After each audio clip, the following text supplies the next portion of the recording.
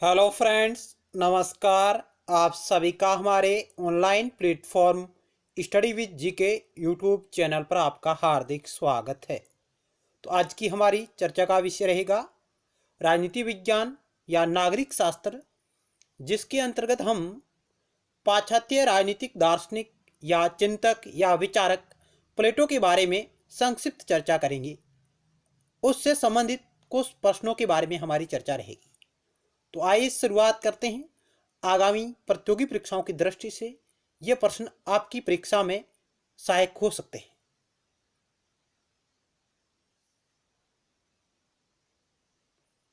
तो आज की इस क्विज का पहला सवाल आपकी स्क्रीन पर रहा।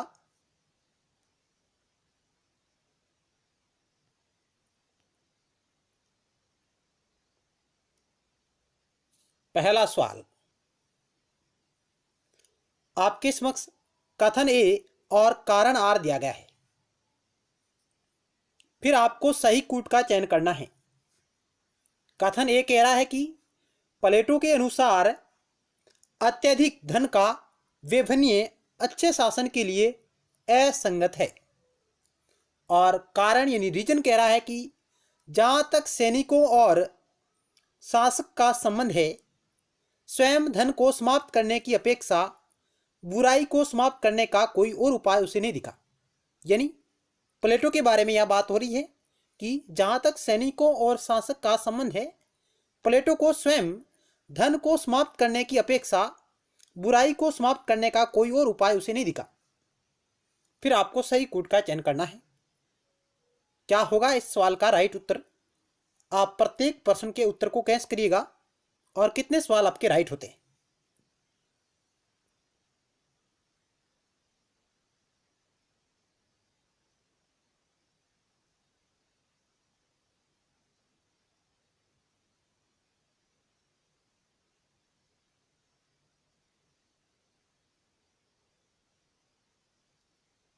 तो आइए राइट आंसर को चेक करते हैं। ऑप्शन आपका ए राइट होगा। ए आर दोनों सही है। आर ए की सही व्याख्या है, क्योंकि प्लेटो के अनुसार अत्यधिक धन का व्यवहार अच्छे शासन के लिए असंगत है। यानी अत्यधिक मात्रा में धन को इकट्ठा करना, धन का लालच करना एक अच्छे शासन के लिए असंगत है। ये बात प्लेटो अपने विचारों में कहता है, क्योंकि वो कहता है कि जहां तक सैनिक और शासक वर्ग का संबंध है, वहां तक उसे धन को समाप्त करने की अपेक्षा बुराई को समाप्त करने का कोई और उसे उपाय नहीं दिखा। यह बात भी बिल्कुल सही है, क्योंकि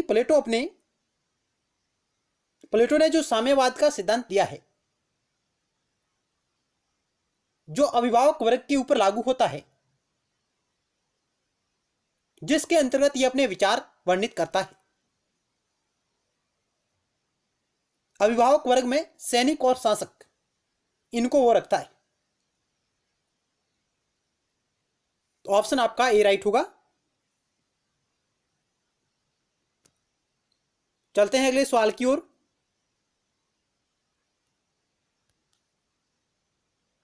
अगला सवाल 2 नंबर। प्लेटो के रिपब्लिक में प्रतिपादित न्याय के सिद्धांत के अनुसार न्याय का क्या अर्थ है? ऑप्शन ए सच बोलना और अपने ऋणों की अदायगी करना। ऑप्शन बी अपने निर्धारित कार्य क्षेत्र में अपने कर्तव्यों का निर्वहन करना। और ऑप्शन सी आत्म चेतना के निर्देशों के अनुसार जीवन निर्वाह करना, प्रत्येक को उसका देय देना यानी उसका अंश देना। प्लेटो के रिपब्लिक में प्रतिपादित न्याय के सिद्धांत के अनुसार न्याय का क्या अर्थ है? 4 ऑप्शन आपके समक्ष रहे।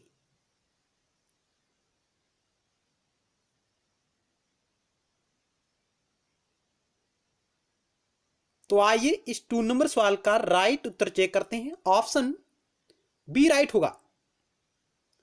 प्लेटो के अनुसार अपने निर्धारित कार्य क्षेत्र में अपने कर्तव्यों का पालन करना, निर्वहन करना, यही क्या है? न्याय है। ऑप्शन बी राइट होगा। क्योंकि जब प्लेटो अपने समय में पूर्व प्रचलित जो न्याय व्यवस्था थी, जो परंपरागत न्याय प्रणाली थी, जो यथार्थवादी न्याय प्रणाली थी, उनके जो न्याय के विचार थे, उन सभी विचारों का वो खंडन करता है और अपने न्याय के माध्यम से अपने विचार है जो रिपब्लिक में प्रतिपादित करता है। ऑप्शन बी आपका राइट हुआ।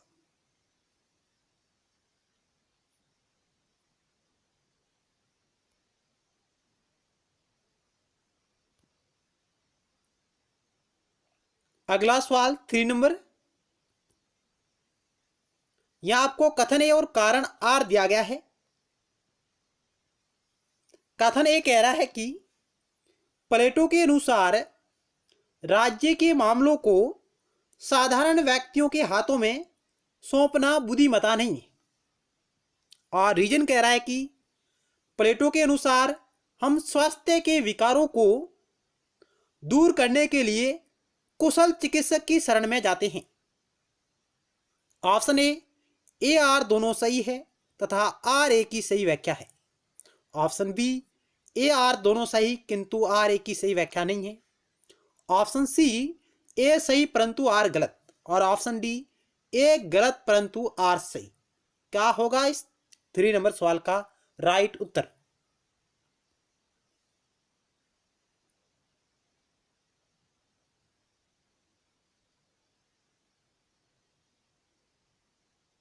आप वीडियो को रोककर भी आसानी से प्रश्न का उत्तर गैस कर सकते हैं। तो आइए इस 3 नंबर सवाल का राइट उत्तर चेक करते हैं। ऑप्शन ए आपका राइट होगा। ए आर दोनों सही है, आर ए की सही व्याख्या है। आइए देखते हैं। कथन ए कह रहा है प्लेटो के अनुसार राज्य के मामलों को साधारण व्यक्तियों के हाथों में सौंपना बुद्धिमता नहीं है। बात बिल्कुल सही है, क्योंकि प्लेटो एक अपने समय में एक दार्शनिक राजा की तलाश में था। इस कारण उसने कहा कि साधारण व्यक्तियों के हाथों में यदि आप शासन को सौंपेंगे तो शासन अनुशासन सुचारू रूप से संचालित नहीं होगा।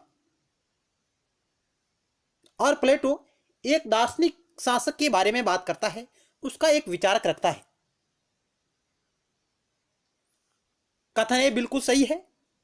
और कारण कह रहा है प्लेटो, आप दार्शनिक शासक क्यों रखेंगे, उसकी जरूरत क्यों है? क्योंकि प्लेटो कहता है कि जब हम स्वास्थ्य के विकारों को दूर करने के लिए एक कुशल चिकित्सक की शरण में जाते हैं, एक अच्छे डॉक्टर के पास जाते हैं, उसी प्रकार हमें शासन की जो शक्तियां हैं वो एक कमजोर लोगों के हाथों में नहीं सौंपनी चाहिए, एक अनपढ़ लोगों के हाथों में नहीं सौंपनी चाहिए शासन की शक्तियां। हमें एक ऐसे शासक को बनाना है जो सभी की भलाई करे, सभी का न्याय सुनिश्चित करे। इस प्रकार प्लेटो ने एक दार्शनिक शासक के बारे में अपने विचार प्रतिपादित किए हैं। तो कारण और कथन दोनों सही है। कारण कथन ए की सही व्याख्या कर रहा है। अगला सवाल 4 नंबर आपकी स्क्रीन पर रहा।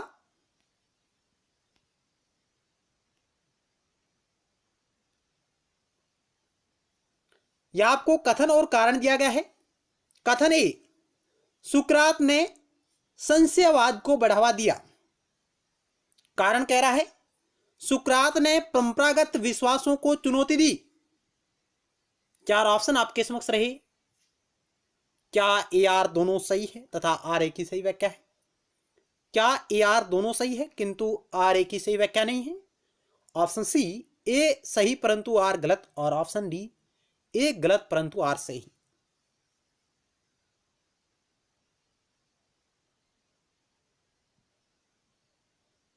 तो इस सवाल का राइट उत्तर होगा ऑप्शन ए आर दोनों सही है और आर ए की सही व्याख्या है।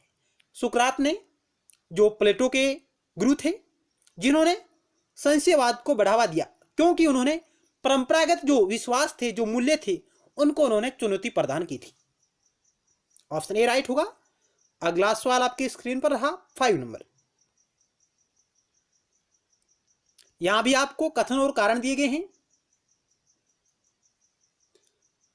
कथन ए कह रहा है कि लोज जो प्लेटो का एक ग्रंथ है, लोज में प्लेटो ने अपने द्वितीय सर्वश्रेष्ठ राज्य का चित्र खींचने में रिपब्लिक सी स्वतंत्र तर्क प्रदान एवं कल्पनात्मक पद्धति को नहीं अपनाया।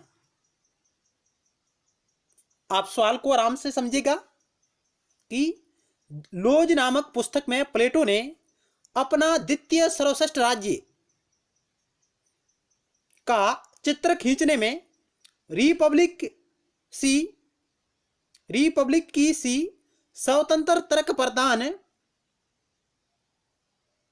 एवं कल्पनात्मक पद्धति को नहीं अपनाया।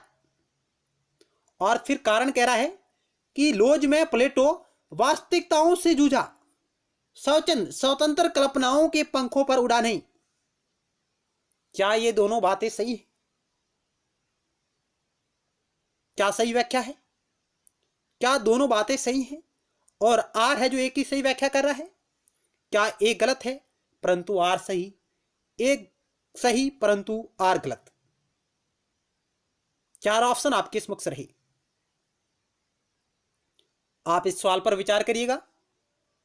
यदि आपने प्लेटो को टॉपिक को अच्छी तरह पढ़ा है तो आप इस प्रश्न का उत्तर आसानी से दे सकते हैं।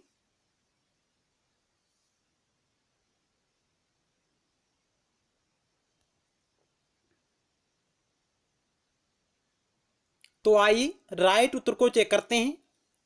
ऑप्शन ए राइट होगा। ए आर दोनों सही है और आर ए की सही व्याख्या है। तो आइए कैसे? क्योंकि प्लेटो अपने ग्रंथ लोज में अपने द्वितीय सर्वश्रेष्ठ राज्य, तो मित्रों यहां द्वितीय सर्वश्रेष्ठ राज्य की बात हो रही है, तो पहला सर्वश्रेष्ठ राज्य कौन सा था जिसके बारे में प्लेटो ने अपने पहले सर्वश्रेष्ठ राज्य, एक ऐसी आदर्श उन्होंने कल्पना की थी, प्लेटो ने एक ऐसे राज्य की स्थापना करना चाहता था। उसका जो विचार है, जो प्लेटो अपने प्रसिद्ध ग्रंथ रिपब्लिक में प्रतिपादित करता है। यानी प्लेटो ने अपने पहले सर्वश्रेष्ठ राज्य की जो बात की है वो की है रिपब्लिक नामक ग्रंथ में, जिसमें वो कल्पनाओं के घोड़े दौड़ाता है। भविष्य में ऐसा होगा, ऐसे दार्शनिक शासक का विचार रखता है। लेकिन जब वो अपने दूसरे ग्रंथ की रचना कर रहा होता है लोज की, जिसमें वह उस रिपब्लिक सी जो बातें की थी पूर्व में जिसने प्लेटो ने, उनको वो दोहराता नहीं है। उनमें वो वास्तविक धरातल पर क्या होना चाहिए उसके बारे में अपने विचार लोज नामक ग्रंथ में प्रतिपादित करता है। इसलिए प्लेटो कहता है, प्लेटो के विचारों के माध्यम से हम जान सकते हैं कि लोज में प्लेटो ने अपने द्वितीय सर्वश्रेष्ठ राज्य का जो चित्र खींचा है, उस राज्य के बारे में जो उन्होंने विचार प्रतिपादित किए हैं अपने द्वितीय सर्वश्रेष्ठ राज्य के बारे में, जिसमें वो अपना जो पहला राज्य था जो आदर्शात्मक विचारों कल्पनाओं पर आधारित था, उसमें वो कमी करता है। यानी उस पद्धति को वो नहीं अपनाता है। और कारण है कि लोज में प्लेटो वास्तविकताओं से जूझा, यानी उसने वास्तविक धरातल पर क्या होना चाहिए, क्या है, इसके बारे में उन्होंने विचार प्रतिपादित किए, न कि भविष्य के बारे में। जिस प्रकार उन्होंने कल्पनाओं की घोड़े दौड़ाए थे रिपब्लिक में कि ऐसा दार्शनिक राजा होगा, ऐसी व्यवस्थाएं होगी, लेकिन लोज में वह अपने विचारों में परिवर्तन ला देता है। इस प्रकार ऑप्शन आपका ए राइट होगा। ए आर दोनों सही है और आर ए की सही व्याख्या है। चलते हैं अगले सवाल की ओर। 6 नंबर सवाल आपकी स्क्रीन पर रहा।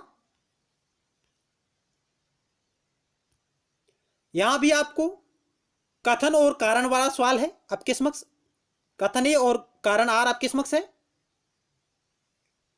तो आइए चर्चा करते हैं। कथन ए, प्लेटो के अनुसार राज्य की प्रकृति को समझने के लिए मनुष्य की प्रकृति को समझना जरूरी नहीं है। और कारण कह रहा है, प्लेटो के अनुसार राज्य व्यक्ति का ही वर्त रूप है। फिर आपके समक्ष 4 ऑप्शन दिए गए हैं, आप ऑप्शन को आराम से पढ़िएगा। क्या होना चाहिए इस सवाल का राइट उत्तर?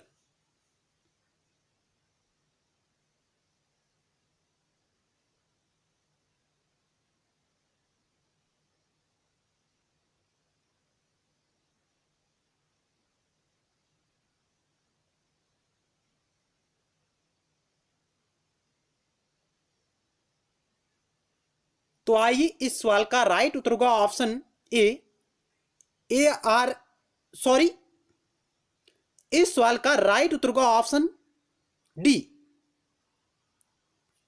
ए गलत परंतु आर सही है। ऑप्शन डी राइट होगा, ए गलत परंतु आर सही है। तो आइए क्यों है? कथन ए कह रहा है कि प्लेटो के अनुसार राज्य की प्रकृति को समझने के लिए मनुष्य की प्रकृति को समझना जरूरी नहीं है। प्लेटो कहता है कि यदि आप राज्य की प्रकृति समझना चाहते हैं तो मनुष्य की प्रकृति को समझना बहुत ही जरूरी है। प्लेटो ने जो मनुष्य की प्रकृति है, जो उन्होंने आत्मा का जो 3 वर्ग बताया, आत्मा के 3 वर्गों के आधार पर समाज को उन्होंने 3 वर्गों में बांटा और उसी पर आधारित उन्होंने जो अपने न्याय का विचार रखा कि प्रत्येक व्यक्ति अपने कर्तव्यों का निर्वहन करेगा। इस प्रकार के जो विचार प्लेटो ने दिए हैं वो एक मनुष्य को, एक व्यक्ति को केंद्र में रखकर प्रतिपादित किए हैं। तो इसलिए राज्य की प्रकृति को समझने के लिए मनुष्य की प्रकृति को समझना जरूरी होता है प्लेटो के अनुसार। इस कारण आपका पहला कथन तो बिल्कुल गलत है, ये यहां मना कर रहा है कथन तो। यानी प्लेटो के अनुसार राज्य की प्रकृति को समझने के लिए मनुष्य की प्रकृति को समझना जरूरी है। अब कारण है, प्लेटो के अनुसार राज्य व्यक्ति का व्रत यानी बड़ा रूप है। राज्य व्यक्ति का क्या है? बड़ा रूप है। यदि बड़ा रूप है तो हमें उस व्यक्ति के विचारों को जानना बहुत ही जरूरी है। यह बात बिल्कुल सही है।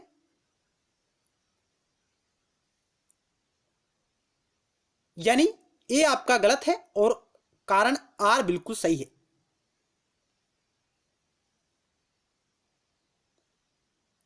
इस प्रकार यदि बात करें तो अरस्तु ने कहा राज्य व्यक्ति का पूर्व रूप है, राज्य व्यक्ति का पूर्ववर्ती है। अरस्तु कहता है कि राज्य व्यक्ति का पूर्ववर्ती है, राज्य पहले है और व्यक्ति बाद में है। जबकि प्लेटो कहता है कि राज्य व्यक्ति का वर्त रूप है।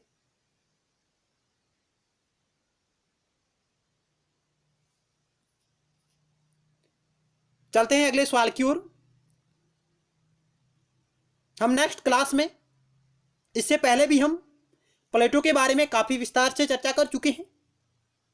आगे भी हम विस्तार से टू द पॉइंट प्लेटो के विचारों को समझने की कोशिश करेंगे, लेकिन इससे पहले हम कुछ सवालों के बारे में चर्चा करते हैं। अगला सवाल आपकी स्क्रीन पर रहा 7 नंबर। निम्न कथनों पर विचार कीजिए। आपके समक्ष 2 कथन हैं। कथन ए, प्लेटो की मान्यता थी कि संतान संबंधी चिंता व्यक्ति को स्वार्थी और संकीर्ण बनाती है। क्या सही या गलत, यह आप निर्णय करेंगे। कथन दूसरा, प्लेटो की साम्यवादी अवस्था का उद्देश्य राज्य का हित साधन है, न कि उससे संबंधित वर्गों का। आपको सही कथन का चयन करना है। क्या पहला सही है, क्या दूसरा सही है, क्या पहला और दूसरा दोनों सही है? न तो पहला सही है और न ही दूसरा सही है। क्या प्लेटो ने अपने विचार इस प्रकार रखे हैं? आप राइट उत्तर का चयन कीजिएगा। यदि आप पहली बार हमारे इस चैनल को देख रहे हैं तो आप इसे सबसे पहले जरूर सब्सक्राइब करें और उसके बाद पास बने बेल के आइकन यानी घंटे को भी जरूर दबाएं, ताकि नेक्स्ट टाइम वीडियो सीरीज का नोटिफिकेशन आपके पास तुरंत पहुंच जाए। इसके अलावा आप राजनीति विज्ञान और नागरिक शास्त्र विषय से संबंधित किसी प्रतियोगी परीक्षाओं की तैयारी कर रहे हैं तो आप हमारी प्लेलिस्ट पर जाइएगा, स्टडी विद जीके चैनल की प्लेलिस्ट पर जाइएगा, जहां आपको राजनीति विज्ञान और नागरिक शास्त्र विषय के चुनिंदा महत्वपूर्ण टॉपिक और उस पर आधारित महत्वपूर्ण प्रश्नोत्तरी सीरीज आपको वहां पर मिलेगी। तो इस सवाल का राइट उत्तर होगा ऑप्शन सी। पहला और दूसरा दोनों कथन बिल्कुल सही है। प्लेटो की मान्यता थी कि संतान संबंधी चिंता व्यक्ति को स्वार्थी और संकीर्ण बनाती है। इसलिए प्लेटो ने एक दार्शनिक राजा और सैनिक वर्ग, जिनको वो अभिभावक वर्ग के अंतर्गत रखता है, यानी सैनिक और शासक को वह अभिभावक वर्ग के लिए रखता है अंतर्गत, और अभिभावक वर्ग पर जो प्लेटो ने साम्यवाद का जो सिद्धांत प्रतिपादित किया है वो केवल अभिभावक वर्ग पर लागू होता है, जिसमें वो कहता है कि इस अभिभावक वर्ग के पास संपत्ति नहीं होगी और उसका परिवार नहीं होगा। ये बात प्लेटो अपने साम्यवादी सिद्धांत के अंतर्गत करता है जो केवल अभिभावक वर्ग पर लागू होता है। तो ये बात बिल्कुल सही है। प्लेटो तत्कालीन समय में जो अपने विचार रख रहा था यूनान में, तो वह भलीभांति परिचित था कि यदि किसी शासक के संतान इत्यादि होगी और वह अपना पूरा ध्यान अपने परिवार पर केंद्रित करेगा तो समाज और उस राज्य का विकास अच्छी तरह से संचालित नहीं हो पाएगा, वो अपने परिवार में उलझा रहेगा। तो इसलिए प्लेटो की मान्यता थी कि संतान संबंधी चिंता व्यक्ति को स्वार्थी और संकीर्ण बनाएगी। और कथन दूसरा कह रहा है प्लेटो की साम्यवादी व्यवस्था का उद्देश्य राज्य का हित साधन है, न कि उससे संबंधित वर्गों का। ये बात भी बिल्कुल सही है, क्योंकि प्लेटो ने जो साम्यवादी व्यवस्था का सुझाव दिया वह अभिभावक वर्ग, सैनिक और शासक वर्ग पर लागू होती है। इसलिए इस व्यवस्था से शासक वर्ग और सैनिक वर्ग का हित नहीं साधा जाता है, इससे पूरे राज्य को लाभ प्राप्त होगा। यह बात भी बिल्कुल सही है। तो कथन दोनों सही है, ऑप्शन सी आपका राइट होगा। चलते हैं नेक्स्ट सवाल की ओर। 8 नंबर आपकी स्क्रीन पर रहा ये।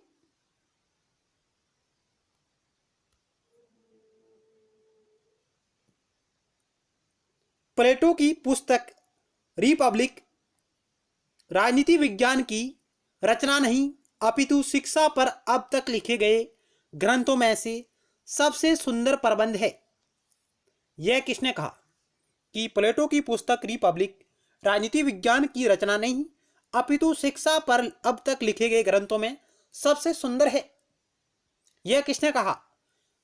बार्कर ने, J.S. मील ने, माइकल ऑक्सफोर्ड ने, रूसो ने, जेन जैक्स रूसो पूरा नाम। किसने प्लेटो की पुस्तक के बारे में ये विचार रखे? चार ऑप्शन आपके समक्ष रहे, तो राइट उत्तर होगा ऑप्शन डी। जेन जैक्स रूसो कहता है प्लेटो की रिपब्लिक के बारे में कि राजनीति विज्ञान की रचना नहीं है अपितु शिक्षा पर लिखा गया अब तक का सबसे सुंदर प्रबंध है। यह बात रूसो महोदय के द्वारा की जा रही है। रूसो एक समझौतावादी विचारक है। आप कमेंट बॉक्स के माध्यम से बताइएगा कि रूसो अपनी किस पुस्तक में यह विचार रखता है कि राजनीति विज्ञान की रचना नहीं है रिपब्लिक, बल्कि अब तक शिक्षा पर लिखा गया सबसे अच्छा सुंदर प्रबंध है। यह विचार रूसो अपनी किस पुस्तक में प्रतिपादित करता है? इसका उत्तर आप कमेंट बॉक्स में देंगे। यह आपके लिए सवाल है। चलते हैं अगले सवाल की ओर। अगला सवाल 9 नंबर आपकी स्क्रीन पर है।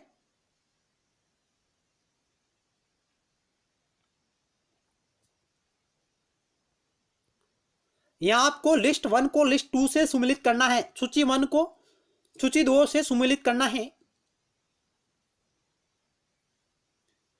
एक तरफ आपके समक्ष कुछ विचार है, विषय दिए गए हैं।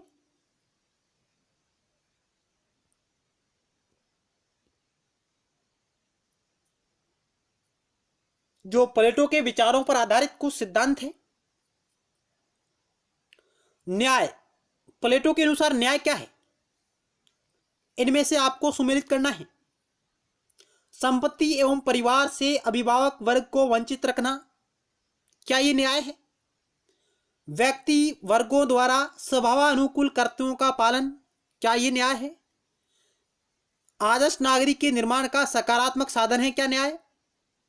क्या न्याय सैनिक एवं दार्शनिक वर्ग के लिए ही है? किस प्रकार यह सवाल सुमेलित होगा?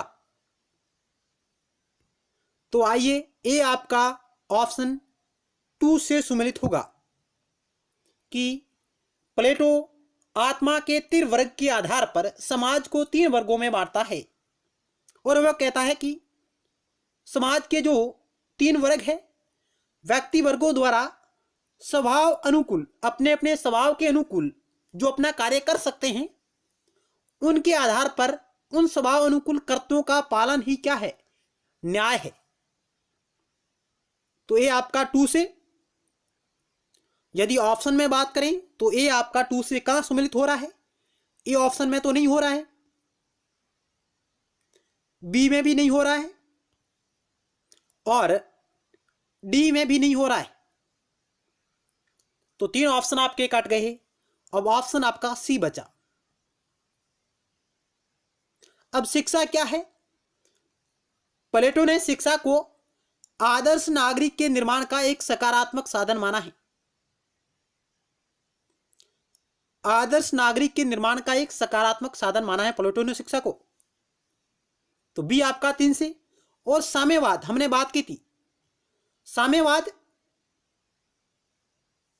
जो संपत्ति एवं परिवार से अभिभावक वर्ग को वंचित करना है, यानी प्लेटो ने जो अपना साम्यवाद सिद्धांत प्रतिपादित किया है, जिसमें वह अभिभावक वर्ग को संपत्ति और परिवार से क्या वंचित करना चाहता है।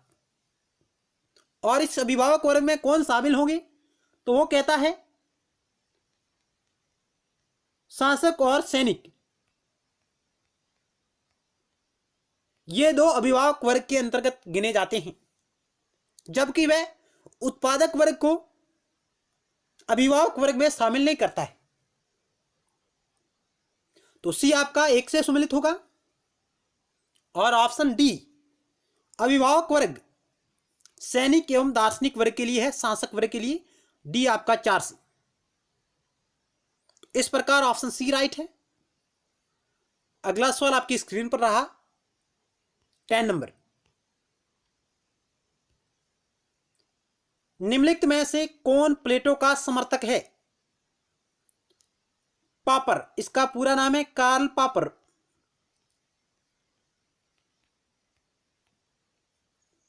क्रॉसमैन, बर्लिन, लेविंसन।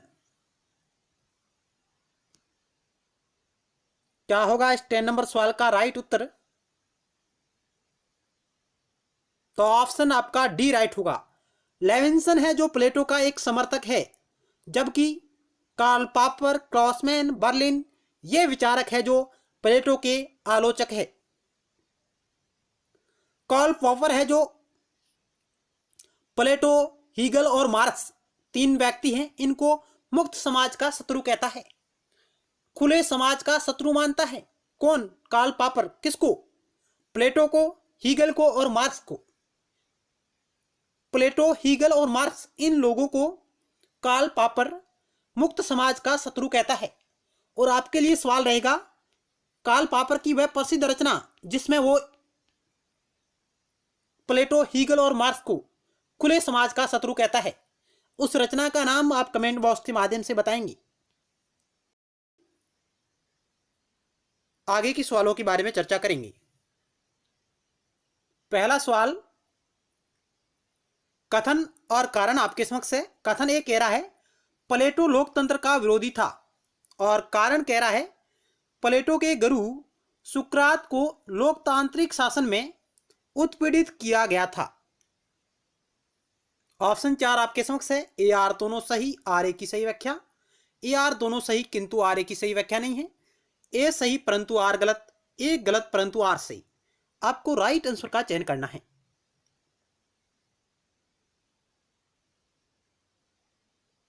तो आइए राइट आंसर को चेक करते हैं। ऑप्शन आपका ए राइट होगा। ए आर दोनों सही है तथा आर ए की सही व्याख्या है। आइए चेक करते हैं।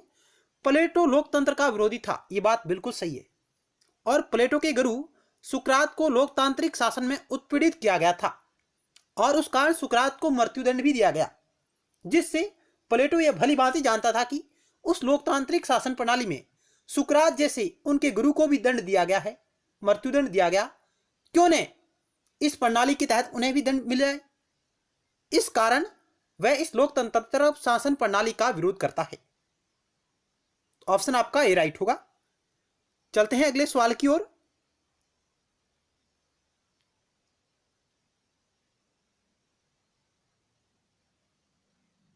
अगला सवाल,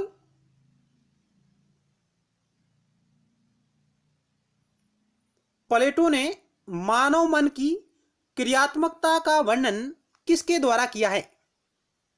गुफा के रूपक द्वारा, विभक्तिपक के रूपक द्वारा, विभक्ति के रूपक द्वारा और रूप के सिद्धांत द्वारा। प्लेटो ने मानव मन की क्रियात्मकता का वर्णन किसके द्वारा किया है? ऑप्शन 4 आपके समक्ष है। गुफा के रूपक द्वारा, विभक्त के रूपक द्वारा और रूप के सिद्धांत द्वारा। ऑप्शन डी उपरोक्त सभी। तो राइट उत्तर होगा इस सवाल का ऑप्शन डी उपरोक्त सभी के माध्यम से। ये प्लेटो द्वारा गुफा के रूपक, विभक्त के रूपक द्वारा और रूप के सिद्धांत द्वारा ये कुछ इनके विचार रहे हैं और इनके माध्यम से प्लेटो मानव मन की क्रियात्मकता का वर्णन भली भांति करता है। ऑप्शन डी आपका राइट होगा। अगला सवाल,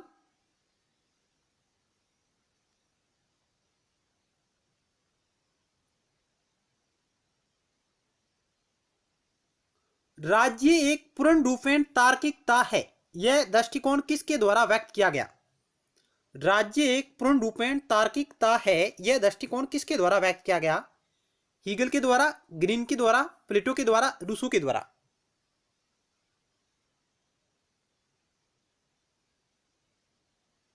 ऑप्शन आपका एक राइट होगा, हीगल महोदय के द्वारा। हीगल का प्रसिद्ध कथन रहा है कि राज्य पृथ्वी पर ईश्वर की या ईश्वर का अवतार है या मूर्त रूप है, हीगल कहते हैं।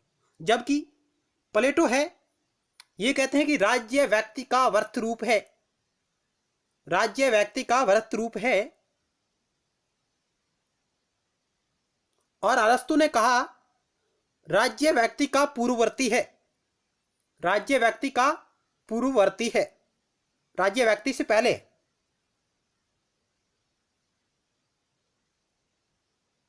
चलते हैं अगले सवाल की ओर।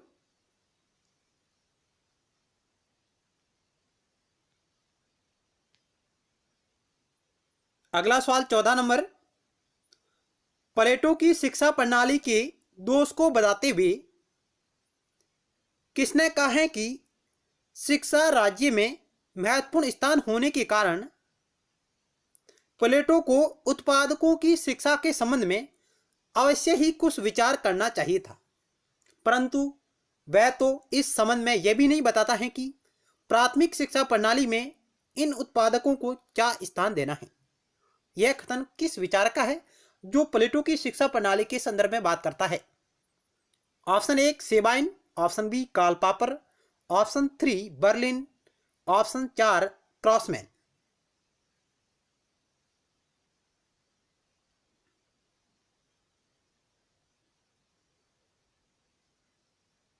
आप प्रत्येक सवाल का आंसर को गैस करिएगा।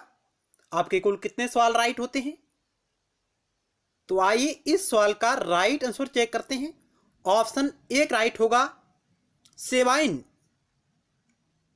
सेबाइन ने प्लेटो की शिक्षा प्रणाली के दोष को बताते हुए, उसकी आलोचना करते हुए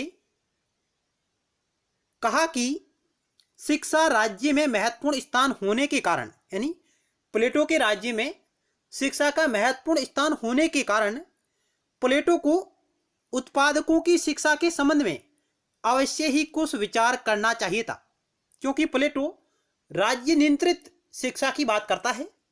इसलिए सेबाइन कहता है कि प्लेटो को उत्पादकों की शिक्षा के बारे में अवश्य ही कुछ विचार करना चाहिए था, परंतु वह तो इस संबंध में यह भी नहीं बताता कि प्राथमिक शिक्षा प्रणाली में इन उत्पादकों को क्या स्थान देना है। यानी प्लेटो उत्पादक वर्ग है, उसकी शिक्षा के बारे में मौन दिखाई देता है। यह विचार सेबाइन के द्वारा प्रतिपादित किए गए। ऑप्शन आपका 1 राइट होगा। अगला सवाल,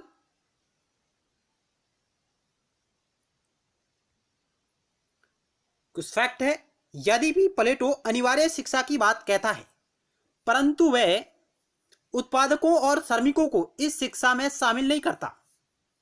यानी प्लेटो अनिवार्य शिक्षा की बात करता है, लेकिन वह उत्पादक वर्ग व श्रमिकों को इस शिक्षा में शामिल नहीं करता है। प्लेटो की शिक्षा उन्हीं लोगों को लिए है जो उसे प्राप्त करने के लिए हैं, मुख्य रूप से दार्शनिक वर्ग और सैनिक वर्ग। इसलिए सेवाइन ने प्लेटो के बारे में यह बात अपने विचार व्यक्त किए हैं कि राज्य में शिक्षा के इतने महत्व को ध्यान में रखते हुए यह आश्चर्यजनक मालूम पड़ता है कि एक तरफ तो प्लेटो महोदय अनिवार्य शिक्षा की बात करते हैं और शिक्षा पर राज्य का नियंत्रण स्थापित करते हैं, पूरा ध्यान शिक्षा पर देते हैं, लेकिन फिर भी हमें एक आश्चर्यजनक फील होता है, महसूस होता है या मालूम पड़ता है कि प्लेटो उत्पादकों की शिक्षा के संबंध में कहीं विचार नहीं करता। वह यह भी नहीं बताता कि उन्हें प्राथमिक शिक्षा देनी है या नहीं देनी है। कुल मिलाकर वो उत्पादक वर्ग श्रमिक वर्ग की शिक्षा के बारे में मौन दिखाई देता है। तो ये कथन सेवाइन का है। चलते हैं अगले सवाल की ओर।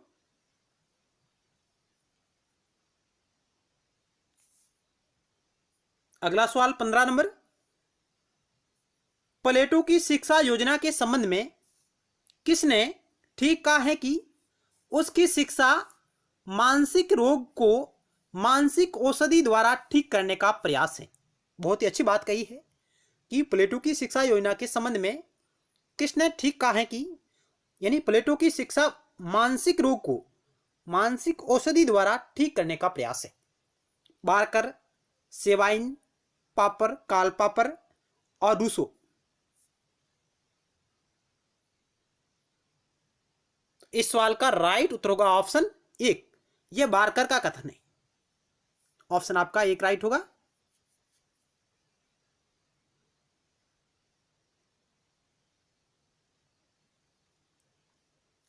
प्लेटो की शिक्षा योजना के संबंध में बारकर ने ठीक कहा है, उसकी शिक्षा मानसिक रोग को मानसिक औषधि द्वारा ठीक करने का एक प्रयास है। कैसे कि जिस प्रकार रोगी के लिए दवा आवश्यक होती है, वैसे ही विभिन्न स्तरों पर मनुष्य के लिए शिक्षा आवश्यक है। यानी जिस प्रकार रोगी के लिए दवा आवश्यक होती है, उसी भांति विभिन्न स्तरों पर मनुष्य के लिए भी शिक्षा क्या है, आवश्यक है। यह बात बारकर महोदय प्लेटो के बारे में कहते हैं, प्लेटो की शिक्षा प्रणाली के संदर्भ में कहते हैं। यहां तक ठीक है। चलते हैं अगले सवाल की ओर। एक महत्वपूर्ण फैक्ट आपके समक्ष है। रूसो ने जो प्लेटो की रिपब्लिक बुक है उसके बारे में कहा कि रिपब्लिक शिक्षा पर लिखा गया सर्वश्रेष्ठ ग्रंथ है। यानी अभी तक रिपब्लिक शिक्षा पर लिखा गया सर्वश्रेष्ठ ग्रंथ या प्रबंध है।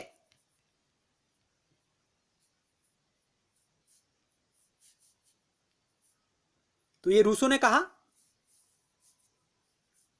अगला सवाल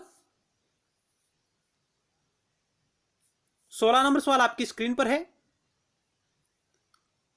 आपको लिस्ट 1 को लिस्ट 2 से सुमेलित करना है, सूची 1 को सूची 2 से सुमेलित करना है। यहां आपको शासन के शुद्ध रूप दिए गए हैं और एक तरफ आपको शासन के भ्रष्ट रूप दिए गए हैं।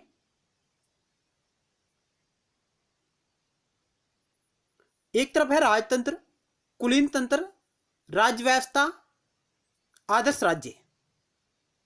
दूसरी तरफ है लोकतंत्र, ट्रेनिकल या अत्याचारी शासन, अरब तंत्र ओलिगार्की, समान तंत्र प्रथम अवस्था। इस सवाल का क्या होगा राइट उत्तर?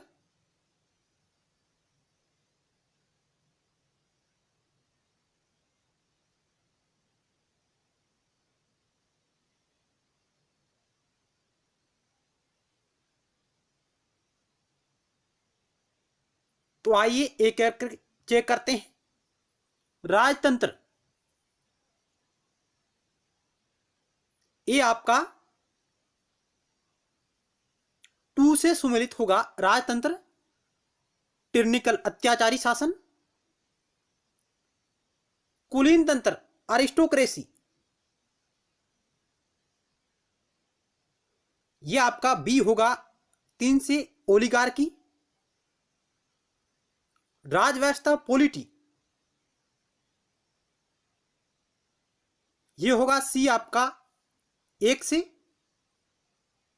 डेमोक्रेसी, और आदर्श राज्य ये होगा आपका 4 से समान तंत्र।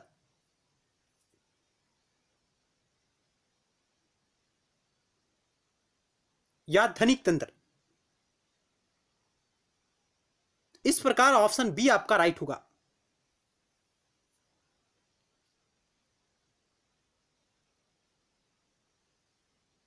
अरस्तु महोदय के द्वारा शासन के रूपों का जो वर्गीकरण किया गया है, शासन के शुद्ध रूप और शासन के विशुद्ध रूप,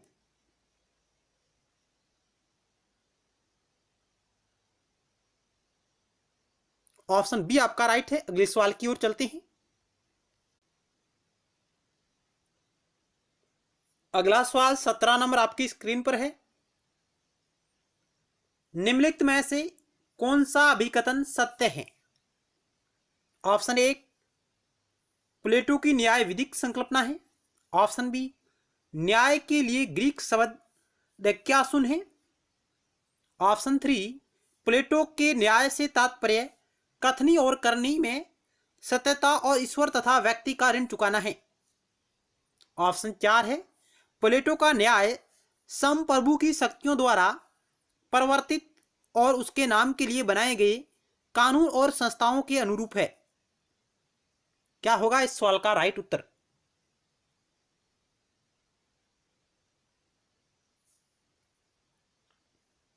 आपको सत्य कथन का चयन करना है बिल्कुल। तो आइए राइट आंसर को चेक करते हैं। ऑप्शन आपका 2 राइट होगा, जो केवल राइट है। न्याय के लिए प्लेटो के संदर्भ में समकालीन ग्रीक शब्द दक्यासुन का प्रयोग मिलता है। ऑप्शन आपका 2 राइट होगा। प्लेटो की न्याय विधिक संकल्पना नहीं है। प्लेटो के न्याय से तात्पर्य कथनी और करनी में सत्यता और ईश्वर तथा व्यक्ति का ऋण चुकाना है, ये बात बिल्कुल गलत है। और प्लेटो का न्याय संप्रभु की शक्तियों द्वारा लागू यानी परिवर्तित और उसके नाम के लिए बनाए गए कानून और संस्थानों के अनुरूप है, ये बात भी गलत है। प्लेटो ने आत्मा के 3 वर्गों के आधार पर समाज को 3 भागों में बांटा है और प्रत्येक वर्ग अपने अपने कर्तव्य के अनुसार उनका पालन करते हुए कार्य करे, वही क्या न्याय है। केवल ऑप्शन 2 आपका राइट आंसर होगा। चलते हैं अगले सवाल की ओर।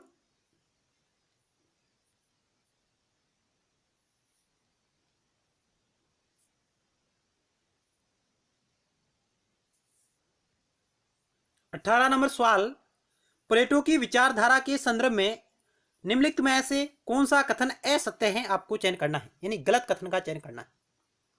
ऑप्शन ए कार्यों का विभाजन अभिवर्ती के अंतर पर निर्भर होता है, निर्भर नहीं होता है। ऑप्शन बी राज्यों को व्यक्तियों का व्यापक रूप मात्र माना जाता है।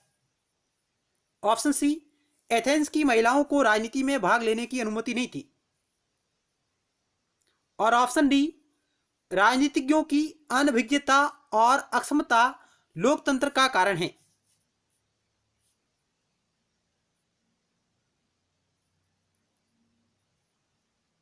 क्या होगा इस सवाल का राइट उत्तर?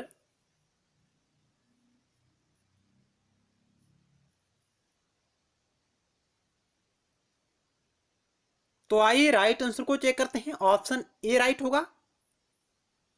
कार्यों का विभाजन अभिवर्ती के अंतर पर निर्भर नहीं होता, ये बात बिल्कुल गलत है, क्योंकि कार्यों का विभाजन अभिवर्ती के अंतर पर निर्भर होता है।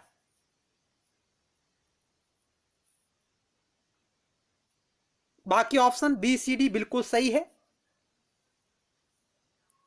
चलते हैं अगले सवाल की ओर।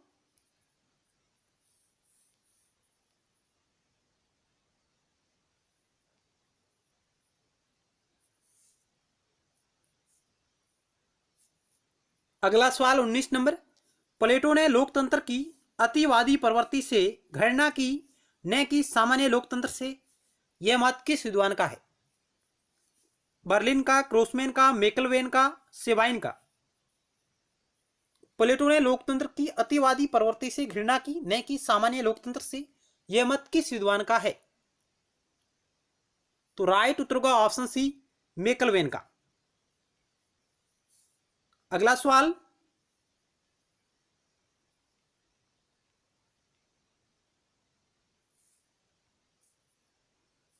प्लेटो की योजना को प्रतिक्रियावादी, तानाशाही एवं बल प्रयोग की योजना किसके द्वारा बताया गया? प्लेटो की योजना को प्रतिक्रियावादी, तानाशाही एवं बल प्रयोग की योजना किसके द्वारा बताया गया? Karl popper, सेवाइन, विंसपेयर, लॉस्टी।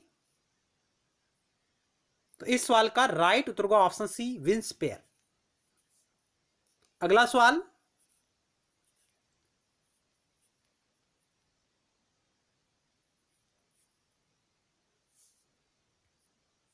Eleven number, 21 number, 21 number, निम्नलिखित में से कौन प्लेटो का एक कथन है? राज्य पृथ्वी पर ईश्वर का अवतरण है, राज्य व्यक्ति का पुरोगामी है, राज्य व्यक्ति का अर्थ रूप है, मैं ही राज्य हूं।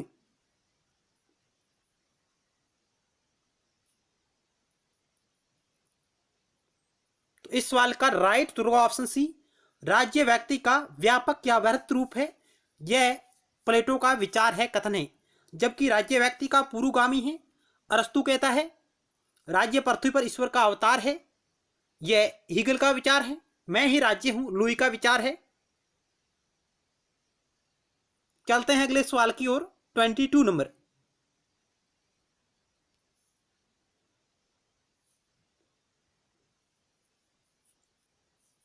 निम्नलिखित में से कौन सा कथन सत्य है? हालांकि क्वेश्चन नंबर मिसप्रिंट हो गया है। प्लेटो की रिपब्लिक नीति शास्त्र की पुस्तक है, यह राजनीति की पुस्तक है, यह नीति और राजनीति दोनों की पुस्तक है, यह शिक्षा की पुस्तक है। निम्नलिखित में से कौन सा कथन सत्य है? इनमें से आपको सर्वाधिक उपयुक्त कथन का चयन करना है। प्लेटो की रिपब्लिक नीति शास्त्र की पुस्तक है, यह राजनीति की पुस्तक है, यह नीति और राजनीति दोनों की पुस्तक है, यह शिक्षा की पुस्तक है।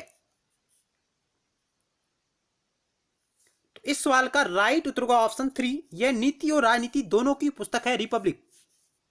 लेकिन रूसो ने इसे शिक्षा पर लिखा गया अभी तक का सर्वश्रेष्ठ ग्रंथ कहा है, रिपब्लिक को। इस सवाल का राइट उत्तर होगा ऑप्शन 3, यह नीति और राजनीति दोनों की पुस्तक है।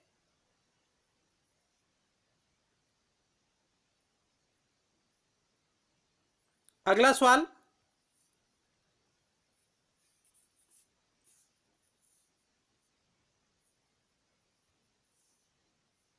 यहां आपको कथन और कारण दिया गया है। कथन ए, प्लेटो का न्याय सही कार्य करने की प्रवृत्ति का प्रतिपादन करता है। और कारण कह रहा है, अन्याय झेलने से अच्छा अन्याय करना है। चार ऑप्शन आपके समक्ष रहे, A B C D. A or दोनों सही, आर ए की सही व्याख्या है। ए आर दोनों सही परंतु आर ए की सही व्याख्या नहीं है। ए सही परंतु आर गलत, ए गलत परंतु आर सही। क्या होगा इस 22 नंबर सवाल का राइट उत्तर?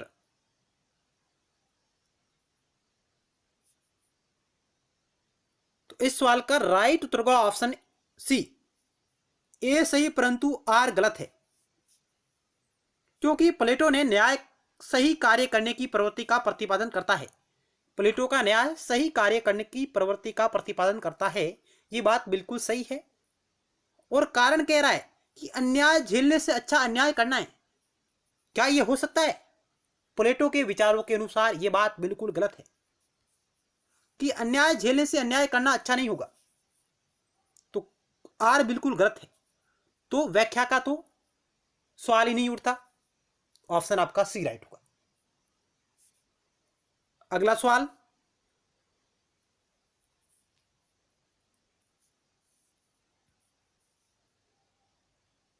प्लेटो को राज्य के आदर्शवादी सिद्धांत का जनक इसलिए कहा जाता है कि, ऑप्शन आपके समक्ष रहे 1 2 3 4। ऑप्शन 1, उसने नगर राज्य के आदर्शों का निर्धारण किया।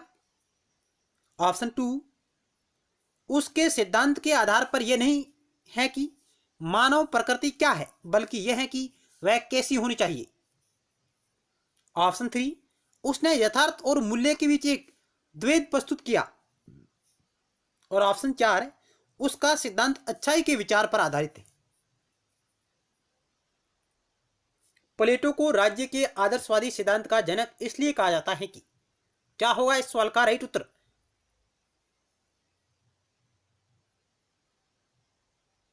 तो आइए राइट आंसर को चेक करते हैं। ऑप्शन आपका 2 राइट होगा। प्लेटो को राज्य के आदर्शवादी सिद्धांत का जनक इसलिए कहा जाता है कि क्योंकि उसके सिद्धांत का आधार यह नहीं है कि मानव प्रकृति क्या है, बल्कि यह है कि वह कैसी होनी चाहिए। क्योंकि प्लेटो का जो आदर्श राज्य है वो कल्पनाओं पर आधारित है। वे एक काल्पनिक आदर्श शासक की बात करता है। हालांकि कुछ पुस्तकों में आपको ऑप्शन 4 भी राइट मिलेगा, लेकिन यह गलत है। ऑप्शन 2 राइट होगा। चलते हैं अगले सवाल की ओर। अगला सवाल 24 नंबर। प्लेटो ने मुख्य रूप से किसकी आलोचना की? सुकरात की, सोफिस्टों की, पाइथागोरस की, होमर की? तो राइट उत्तर होगा ऑप्शन 2, सोफिस्टों की। अगला सवाल 25 नंबर आपकी स्क्रीन पर है। यदि प्लेटो आज जीवित होते तो वे आधुनिक साम्यवादियों से अधिक साम्यवादी होते। यह कथन किसका है? कि यदि आज प्लेटो जीवित होते तो वे आधुनिक साम्यवादियों से अधिक साम्यवादी होते। यह कथन किसका है? अरस्तु का, बार्कर का, मैक्सी का, रूसो का?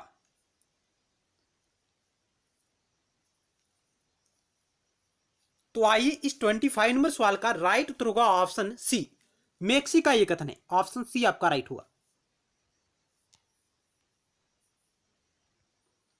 मैक्सी का कहना है कि यदि प्लेटो आज जीवित होते तो वे आधुनिक साम्यवादियों से अधिक साम्यवादी होते। प्लेटो ने अभिभावक वर्ग के लिए परिवार एवं संपत्ति विषयक साम्यवाद की परिकल्पना की थी। यानी प्लेटो का जो साम्यवाद का सिद्धांत है वह दार्शनिक और सैनिक वर्ग पर लागू होता है, जिसमें वह परिवार एवं संपत्ति विषयक साम्यवाद की परिकल्पना करता है। अगला सवाल 26 नंबर। प्लेटो का न्याय संबंधी सिद्धांत स्तर या निष्क्रिय, आत्मानुवादी, अनैतिक, अव्यवहारिक, अमनोवैज्ञानिक है? किसने कहा कि प्लेटो का न्याय संबंधी सिद्धांत स्तर या निष्क्रिय, आत्मानुवादी, अनैतिक, अव्यवहारिक और अमनोवैज्ञानिक है? यह कथन किसका है? जोड़ का, सेबाइन का, अरस्तु का, सिनक्लेयर का? क्या होगा इस सवाल का राइट उत्तर?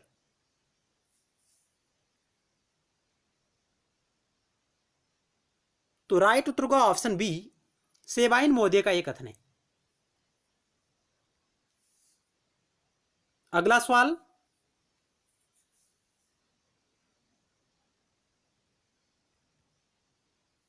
7 ने यहां तक लिखा कि प्लेटो का न्याय संबंधी संकल्पना निष्क्रिय, अत्यानुवादी, अनैतिक और अव्यवहारिक है।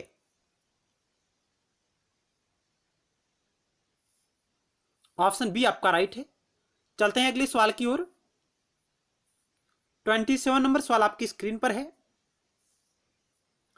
यहां आपको कूट 1 को कूट 2 से सुमेलित करना है, यानी सूची 1 को सूची 2 से सुमेलित करना है। एक तरफ आपको विचार दिए गए हैं न्याय आत्मा के गुण के रूप में, न्याय शक्ति के अधिकार के रूप में, न्याय एक तर्कहीन धारणा के रूप में, न्याय एक अनुपातिक के रूप में, न्याय अनुपात के रूप में। फिर आपको सही कूट का चयन करना है। एक तरफ विचारक है अरस्तु, केलोन, लॉजिक और प्लेटो। तो आइए एक एक करके सुमेलित करते हैं। न्याय आत्मा के गुण के रूप में, यह विचार किसका है? अरस्तु का, केलोन का, नोजिक का, प्लेटो का? न्याय आत्मा के गुण के रूप में, तो ये आपका 4 से सुमेलित होगा प्लेटो। न्याय शक्ति के अधिकार के रूप में, न्याय शक्ति के अधिकार के रूप में किसने कहा? अरस्तु, केलोन, नोजिक, प्लेटो। तो ऑप्शन 3 राइट होगा कि न्याय शक्ति के अधिकार के रूप में, हकदारी के रूप में, या न्याय का जो पात्रता सिद्धांत है यह रॉबर्ट नोजिक से। बी आपका 3 से सम्मिलित होगा।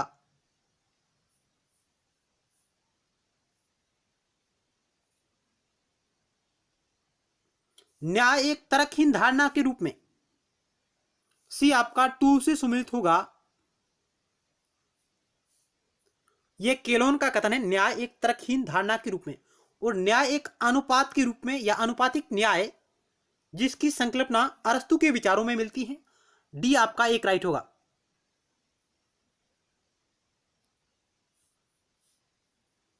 इस प्रकार यदि ऑप्शन की बात करें तो ए 4, बी 3, सी 2 और डी 1। 4, 3, 2, 1, ऑप्शन 4 आपका राइट होगा।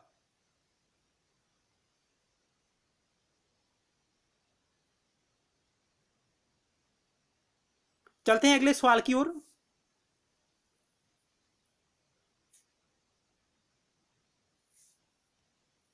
काफी अच्छा सवाल है। किसने प्लेटो के न्याय सिद्धांत की आलोचना करते हुए लिखा, प्लेटो के न्याय सिद्धांत और फांसीवाद में बहुत कम अंतर है। प्लेटो के न्याय सिद्धांत और फांसीवाद में बहुत कम अंतर है। ये विचार किसके हैं? जोड़ के, पापर के, कार्ल पापर, सेबाइन, लेविंसन। क्या होगा 28 नंबर सवाल का राइट उत्तर? ऑप्शन आपका ए राइट होगा। जोड़ महोदय का यह कथन है, ऑप्शन 1 राइट होगा, जिसने कहा कि प्लेटो के न्याय सिद्धांत और फांसीवाद में बहुत कम अंतर है। अगला सवाल,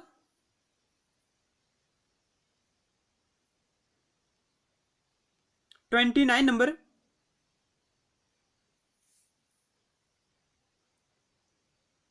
न्याय के संबंध में कौन सा सिद्धांत यह मानता है कि न्याय बलवानों का हित है? न्याय बलवानों का हित है। परंपरावादी सिद्धांत, उग्रवादी सिद्धांत, यथार्थवादी सिद्धांत, प्लेटोवादी सिद्धांत। तो राइट उत्तर होगा ऑप्शन बी, न्याय का उग्रवादी सिद्धांत, जिसके समर्थक थ्रेसीमैक्स है।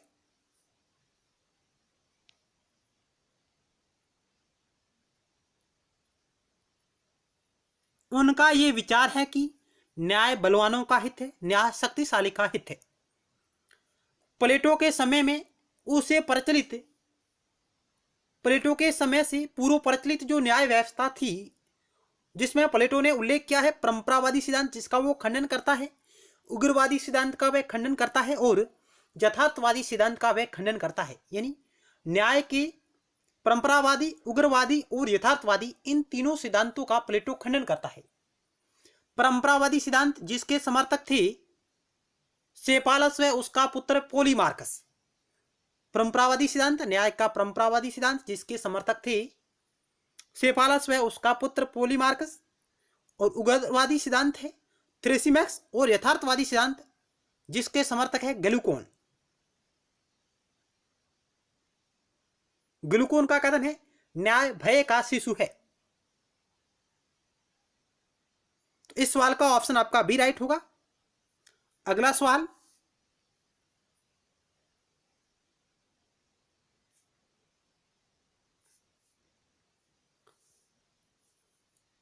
कथन ए, प्लेटो के अनुसार आदर्श शासक दार्शनिक सम्राट होंगे।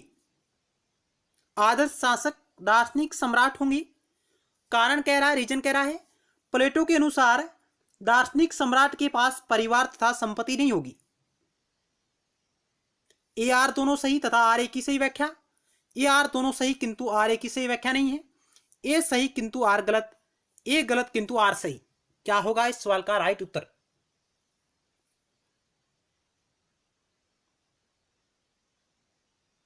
तो आइए राइट आंसर को चेक करते हैं। ऑप्शन आपका ए राइट होगा। ए आर दोनों सही है तथा आर ए की सही व्याख्या, क्योंकि प्लेटो ने जिस आदर्श शासक का विचार रखा उसमें उन्होंने कहा कि आदर्श शासक दार्शनिक सम्राट होंगी, क्योंकि दार्शनिक सम्राट के पास परिवार तथा संपत्ति नहीं होगी। ए आर दोनों सही तथा आर ए की सही व्याख्या है। तो आज हमने, तो साथियों ये रहा क्वेश्चन आपके समक्ष।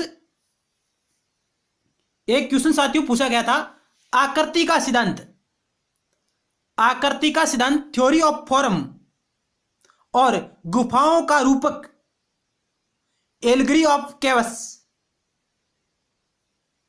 निम्नलिखित में से किससे संबंधित है। यानी यह सवाल साथियों नेट परीक्षा में हाल ही में पूछा गया था, प्लेटो से जुड़ा हुआ है कि आकृति का सिद्धांत थ्योरी ऑफ फॉर्म और गुफाओं का रूपक एल्गरी ऑफ क्वेस निम्नलिखित में से किससे संबंधित है। और यह ऑप्शन साथियों आपके समक्ष थे, प्लेटो, अरस्तु, मैकियावेली और हॉब्स। तो इसका उत्तर आपका प्लेटो हो जाएगा, ऑप्शन 1। यानी आकृति का सिद्धांत जिसे थ्योरी ऑफ फॉर्म और गुफाओं का रूपक जिसे एल्गेरी ऑफ केवस, ये दोनों ही प्लेटो से जुड़े हुए हैं। तो प्लेटो राइट आंसर हो जाएगा इसका।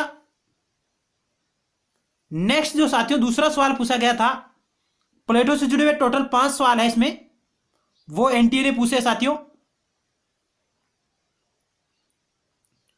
नेक्स्ट सवाल ये रहा, नीचे 2 अभिकथन दिए गए हैं जिनमें एक को अभिकथन ए और दूसरे तर्क को आर कहा गया है। यानी आपका एक तो कथन है और एक तर्क या कारण दिया गया है और सही विकल्प का चयन करना है साथियों। बहुत ही अच्छे सवाल पूछे साथियों इन्होंने। कथन ए कह रहा है, प्लेटो के अनुसार मनुष्य की आत्मा में 3 घटक होते हैं। प्लेटो के अनुसार मनुष्य की आत्मा में 3 घटक होते हैं, विवेक, सांस और सुधा। क्या ये सत्य है? हां साथियों, अभिकथन ए बिल्कुल सत्य है। प्लेटो के अनुसार मनुष्य की आत्मा में 3 घटक होते हैं, विवेक, सांस और सुधा, ये बिल्कुल सत्य है। और तर्क या कारण आर जो दिया हुआ है, राज्य व्यक्ति का विराट रूप है। साथियों ये भी सत्य है, ये प्लेटो ने परिभाषा दी थी कि राज्य है जो व्यक्ति का विराट रूप है। राज्य को व्यक्ति का विराट रूप माना है प्लेटो ने। यानी ए और आर दोनों साथियों सत्य है, लेकिन आर ए की सही व्याख्या नहीं करता है। इसका राइट आंसर हो जाएगा ऑप्शन 2। ए आर दोनों सही है, लेकिन आर है जो ए की सही व्याख्या नहीं करता साथियों। यह सवाल भी एनटीए ने पूछा है राजनीति विज्ञान के पेपर में। टोटल 5 सवाल है साथियों जो एनटीए ने हाल ही में पूछा है और आगामी परीक्षाओं में पूछे जा सकते साथियों, चांस बनता है। तो इस सवाल को आप देखिएगा, ऑप्शन 2 राइट है। प्लेटो ने कहा कि राज्य व्यक्ति का विराट रूप है और प्लेटो के अनुसार मनुष्य की आत्मा के 3 रूप हैं, विवेक, सांस और सुधा। नेक्स्ट सवाल आपके समक्ष रहा, एक ये सवाल था, आगमनात्मक विधि को अंगीकार किए जाने से संबंधित निम्नलिखित में से कौन से 2 विकल्प सही है। यानी आगमनात्मक विधि को अंगीकार किए जाने से संबंधित निम्नलिखित में से कौन से 2 विकल्प सही है, यह साथियों क्वेश्चन पूछा गया था।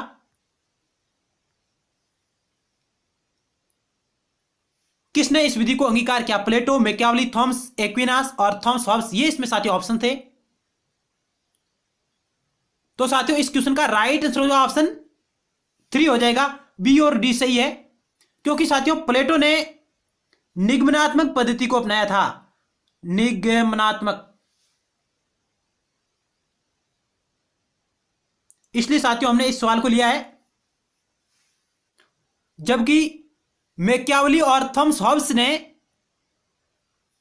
आगमनात्मक पद्धति को अपनाया है और अरस्तु ने भी साथियों आगमनात्मक पद्धति को अपनाया था, अरस्तु महोदय ने। जबकि प्लेटो ने निगमनात्मक पद्धति को अपनाया है। यानी बी और डी इस क्वेश्चन का राइट आंसर है कि आगमनात्मक विधि को अंगीकार किए जाने से संबंधित निम्नलिखित में से कौन से 2 विकल्प सही है। तो आपके बी और डी सही है, क्योंकि प्लेटो का संबंध निगमनात्मक पद्धति से रहा है और मैकियावेली, थॉमस हॉब्स और अरस्तु, इनका संबंध आगमनात्मक पद्धति से है साथियों। यह भी फैक्ट आप अपनी नजरों में रखिएगा। नेक्स्ट सवाल साथियों आपके समक्ष रहा,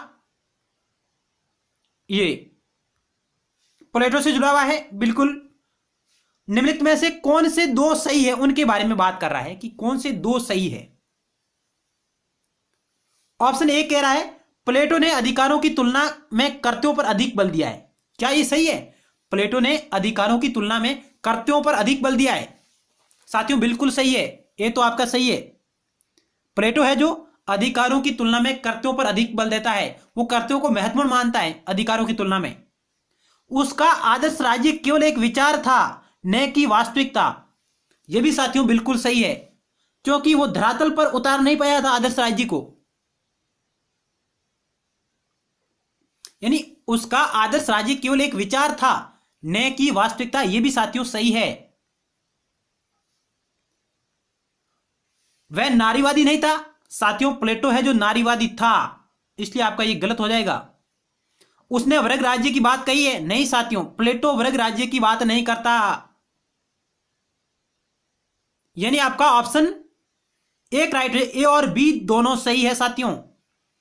ए और बी दोनों सही है, क्योंकि प्लेटो नारीवादी था और वह वर्ग राज्य की बात कभी नहीं करता है। वर्ग राज्य की बात तो मार्क्स करते हैं, यानी ऑप्शन ए आपका राइट आंसर हो गया साथियों। तो ये कुछ सवाल है जो एनटीए ने पूछे हैं, आप इन पर गौर करिएगा और भी सवाल आप देखिएगा कि आगामी परीक्षाएं जो होने जा रही हैं उनमें कौन से सवाल पूछे जा सकते हैं। नेक्स्ट सवाल आपके समक्ष रहा, यह सवाल पूछा गया था सुमेलित वाला, यानी निम्नलिखित में से कौन सी गुण सही ढंग से सुमेलित है, जिसमें प्लेटो का वर्णन मिलता है। जॉन रॉल्स समतावादी है क्या? प्लेटो आदर्शवादी है क्या? मेरी वोलेस्नोक्रॉफ्ट कम्युनिस्ट या साम्यवादी है क्या? ग्रामसी क्या नारीवादी है? तो साथियों इस क्वेश्चन का ऑप्शन ए राइट है आपका। ए और बी दोनों सत्य है साथियों, यानी जॉन रॉल्स समतावादी है, जॉन रॉल्स समतावादी है और प्लेटो आदर्शवादी है, जबकि मेरी वोलेस्नोक्रॉफ्ट नारीवादी है आपका। ये तो सुमेलित हो ही नहीं रहा है बिल्कुल। मेरी वोलेस्नोक्रॉफ्ट कम्युनिस्ट साम्यवादी नहीं थी साथियों, मेरी वोलेस्नोक्रॉफ्ट नारीवादी थी, जबकि ग्रामसी है जो कम्युनिस्ट साम्यवादी थे। यानी ऑप्शन ए आपका राइट आंसर हो जाएगा। ए और बी दोनों सही ढंग से सुमेलित है। तो जॉन रॉस समतावादी, प्लेटो आदर्शवादी है, मेरी वोलेस्नोक्रॉफ्ट नारीवादी है और ग्रामसी कम्युनिस्ट या साम्यवादी है।